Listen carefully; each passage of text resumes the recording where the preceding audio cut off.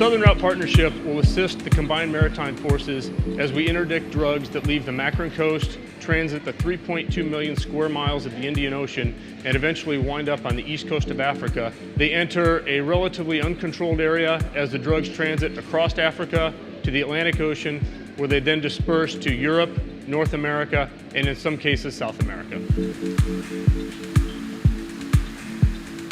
We have heard a lot of the rapidly growing southern route. This conference is part of the Indian Ocean Forum on Maritime Crime, and the Indian Ocean Forum on Maritime Crime is convened by UNODC, and it brings together 22 littoral states of the Indian Ocean region. I'm Captain John Thompson, Chief of Staff for the Combined Maritime Forces.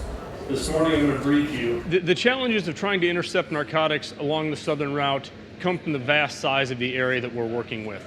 Imagine policing an area the size of Australia with 3 police cars.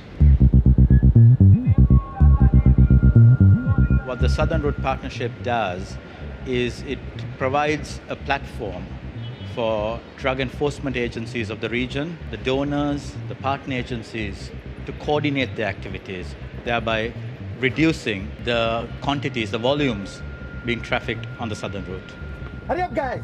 But due to the overlapping security threats that these drugs present, particularly the financing of terrorism, there is a common goal amongst all the participants to actually stop this trade or inhibit this trade to make it harder for these criminals to operate. Coast Guard, this is boarding party, all clear.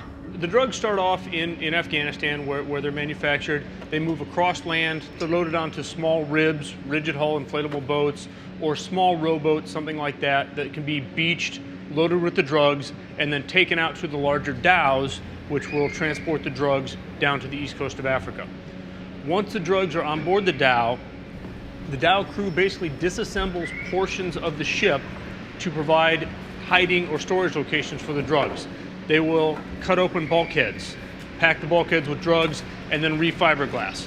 They will empty fuel tanks, put the drugs into the fuel tank, and then refill the fuel tank with gas, or with diesel fuel rather, to make it difficult for the search teams to figure out, is it just fuel, or is there something else in the tank?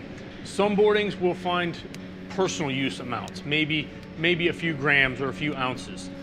On other seizures, we'll find upwards of 1,000 or 1,200 kilograms of drugs. So it is a vast range on which we can find these seizures.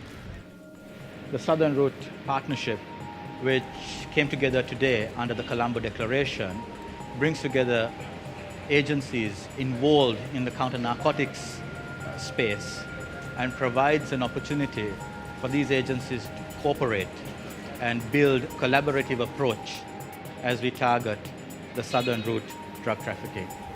We need the interaction and the support of the region's nations, their law enforcement capabilities, their coast guards, and the Southern Route Partnership will help us to establish those relationships and establish that cooperation to ensure that we intercept more of the narcotics and eliminate more of the terrorist funding as it moves throughout the region.